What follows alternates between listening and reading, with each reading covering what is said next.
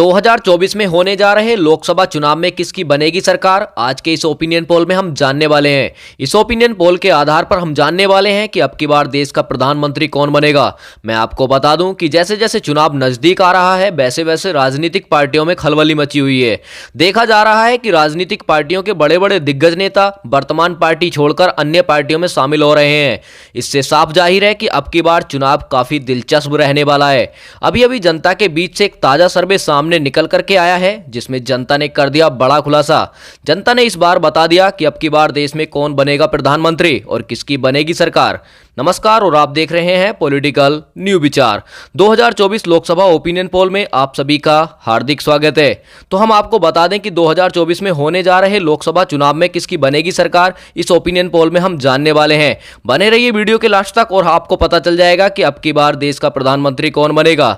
उससे पहले मैं आपको जानकारी के लिए बता दूं कि देश में लोकसभा की कुल 543 सीटें हैं और यदि हम बहुमत की बात करें तो देश में 272 सीटों का बहुमत का आंकड़ा है।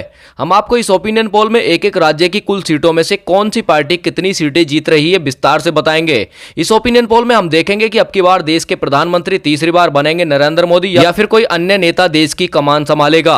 और आप अब की बार देश में किसकी सरकार बनते देखना चाहते हैं कमेंट करके जरूर बताएं, क्योंकि जनता की राय लोकतंत्र को मजबूत बनाने के लिए महत्वपूर्ण होती है। इसलिए अपनी कीमती राय अवश्य दें और अभी तक भी चैनल को सब्सक्राइब नहीं किया है तो प्लीज करके चैनल को सब्सक्राइब जरूर कर लें, क्योंकि देश विदेश की बड़ी खबरों से आपको हम कराते रहेंगे रूबरू, तो इसलिए चैनल को सब्सक्राइब जरूर कर लें। चलिए वीडियो को शुरू करते हैं और बात करते हैं सबसे पहले राज्य की, जिसका नाम है उत्तर प्रदेश। उत्तर प्रदेश में लोकसभा की कुल 80 सीटें हैं, जिसमें से भाजपा के खाते में 45, वहीं महागठबंधन के खाते में 35 लोकसभा सीट जाती दिख रही हैं। और आमतौर पर ऐसा माना जाता रहा है कि जो पार्टी उत्तर प्रदेश में अत्यधिक सीटें जीतेगी वही पार्टी केंद्र में भी अपनी सरकार बनाएगी। लेकिन उत्तर प्रदेश के आधार पर आंकड़े कुछ उल्टे होते नजर आएंगे आपको। पूरे ओपिनियन पोल में जरूर बने रहें और आपको पता चल जाएगा कि अब की बार देश में किसकी सरकार बनने जा रही है। चलिए इसी के साथ यदि हम बात करते हैं हरियाणा राज्य की। हरियाणा राज्य में लोकसभा की कुल 10 सीटें हैं, जिसमें से भाजपा व महागठबंधन के बीच बराबर की टक्कर देखने को मिल सकती है। यानी कि हरियाणा राज्य की 10 लोकसभा सीटों में से भाजपा के खाते में भी 5, वहीं महागठबंधन के खाते में भी 5 लोकसभा सीट जाती दिख रही है। चलिए इसी के साथ यदि हम बात करते हैं बिहार राज्य की। बिहार राज्य में लोकसभा की कुल 40 सीटें हैं, जिसमें से भाजपा के खाते में 17, वहीं महागठबंधन के खाते में 21 लोकसभा सीट जाती दिख रही हैं। यदि हम बात करें अन्य दल, तो अन्य दल के खाते में भी 2 लोकसभा सीट जाती दिख रही हैं। यानी कि बिहार राज्य में भाजपा को थोड़ा सा 2 सीटों से नुकसान का सामना करना पड़ सकता है। इसी के साथ यदि हम बात करें तमिलनाडु राज्य की। तमिलनाडु राज्य में लोकसभा की कुल 39 सीटें हैं, जिसमें से भाजपा के खाते में 13, वहीं महागठबंधन के खाते में 26 लोकसभा सीट जाती दिख रही है। यानी कि तमिलनाडु राज्य में भी महागठबंधन को काफी फायदा होता नजर आ रहा है। चलिए इसी के साथ यदि हम बात करते हैं छत्तीसगढ़ राज्य की। छत्तीसगढ़ राज्य में लोकसभा की कुल 11 सीटें हैं, जिसमें से भाजपा के खाते में 5, वहीं महागठबंधन के खाते में 6, व अन्य दल की बात करें तो अन्य दल का खाता यहां शून्य पर नजर आ रहा है। चलिए इसी के साथ यदि हम बात करते हैं पंजाब राज्य की। पंजाब राज्य में लोकसभा की कुल 13 सीटें हैं, जिसमें से बीजेपी के खाता खुलने की कोई संभावना नहीं है। पंजाब राज्य में महागठबंधन को 7, वहीं अन्य दल की बात करें तो अन्य दल को 6 लोकसभा सीट जाती दिख रही है। इसी के साथ यदि हम बात करते हैं गोवा राज्य की। गोवा राज्य में लोकसभा की कुल 2 सीटें हैं, यहां पर भाजपा व महागठबंधन के बीच बराबर की टक्कर देखने को मिल सकती है। गोवा राज्य की 2 लोकसभा सीटों में से भाजपा के खाते में भी 1, वहीं महागठबंधन के खाते में भी 1 लोकसभा सीट जाती दिख रही है। वह अन्य दल का खाता यहां शून्य पर नजर आ रहा है। चलिए इसी के साथ यदि हम बात करते हैं मध्य प्रदेश की, तो मध्य प्रदेश में लोकसभा की कुल 29 सीटें हैं, जिसमें से भाजपा के खाते में 16, वहीं महागठबंधन के खाते में 13 लोकसभा सीट जाती दिख रही है। महागठबंधन 3 सीट से भाजपा से पीछे दिखाई दे रहा है, जबकि अन्य दल का खाता यहां भी शून्य पर नजर आ रहा है। चलिए इसी के साथ यदि हम बात करते हैं जम्मू कश्मीर राज्य की, तो जम्मू कश्मीर केंद्र शासित प्रदेश में लोकसभा की कुल 6 सीटें हैं, जिसमें से भाजपा के खाते में 3, वहीं महागठबंधन के खाते में भी 3 लोकसभा सीट जाती दिख रही है। जम्मू कश्मीर में यह कहें कि मुकाबला टक्कर का होने वाला है। चलिए इसी के साथ यदि हम बात करते हैं तेलंगाना राज्य की। तेलंगाना राज्य में लोकसभा की कुल 17 सीटें हैं, यहां पर भाजपा के खाते में 5, वहीं महागठबंधन के खाते में 12 लोकसभा सीट जाती दिख रही है। इसी के साथ यदि हम बात करें राजस्थान राज्य की, तो राजस्थान में लोकसभा की कुल 25 सीटें हैं, जिसमें से भाजपा को यहां 16, वहीं महागठबंधन के खाते में 9, व अन्य दल का खाता यहां भी शून्य पर नजर आ रहा है।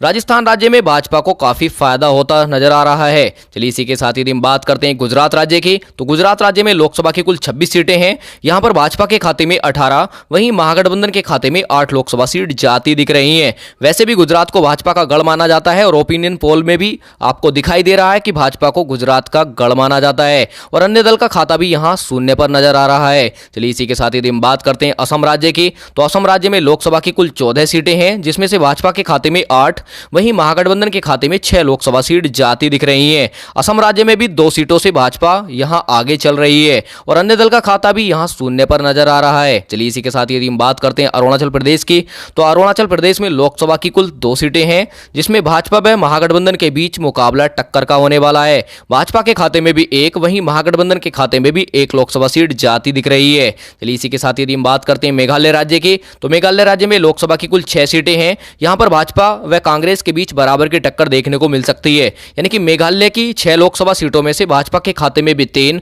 वहीं बात करते हैं हम महागठबंधन की, तो महागठबंधन के खाते में भी 3 लोकसभा सीट जाती दिख रही हैं। ये कहें कि मुकाबला यहां भी टक्कर का रहने वाला है। चलिए इसी के साथ यदि हम बात करते हैं झारखंड राज्य की, तो झारखंड राज्य में लोकसभा की कुल 14 सीटें हैं, जिसमें से भाजपा व महागठबंधन के बीच मुकाबला यहां भी टक्कर का रहने वाला है, यानी कि भाजपा के खाते में भी 7, वहीं महागठबंधन के खाते में भी 7 लोकसभा सीट जाती दिख रही हैं। चलिए इसी के साथ यदि हम बात करें केरल राज्य की, तो केरल राज्य में लोकसभा की कुल 20 सीटें हैं, जिसमें से भाजपा के खाते में 3 व महागठबंधन के खाते में 12 लोकसभा सीट जाती दिख रही हैं। वह अन्य दल की बात करें तो अन्य दल का खाता यहां 5 पर जाता नजर आ रहा है, यानी कि अन्य दल के खाते में यहां 5 सीटें जाती दिख रही हैं। चलिए इसी के साथ यदि हम बात करते हैं दिल्ली केंद्र शासित प्रदेश की, लोकसभा की कुल 7 सीटें हैं, जिसमें से भाजपा के खाते में 3, वहीं महागठबंधन के खाते में 4 लोकसभा सीट जाती दिख रही हैं। यदि हम बात करते हैं अन्य दल की, तो अन्य दल का खाता यहां शून्य पर नजर आ रहा है। चलिए इसी के साथ यदि हम बात करें मणिपुर राज्य की, तो मणिपुर राज्य में लोकसभा की कुल 2 सीटें हैं, जिसमें से भाजपा के खाता खुलने की कोई संभावना नहीं है,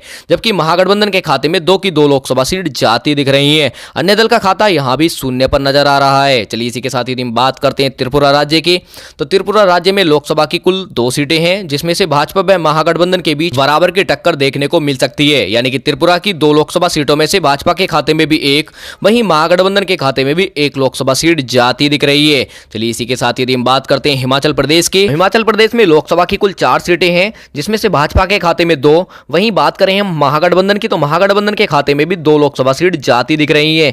ये कहें कि हिमाचल प्रदेश में भी मुकाबला टक्कर का होने वाला है।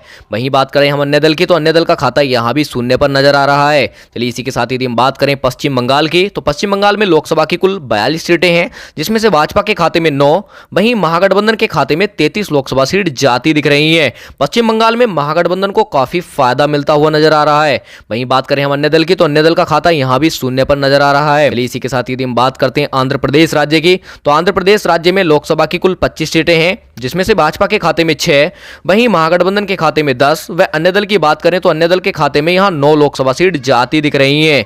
चलिए इसी के साथ यदि हम बात करते हैं उड़ीसा राज्य की, तो उड़ीसा राज्य में लोकसभा की कुल 21 सीटें हैं, जिसमें से भाजपा के खाते में 3, वहीं यदि हम बात करें महागठबंधन की, तो महागठबंधन के खाते में भी 3 लोकसभा सीट जाती दिख रही हैं।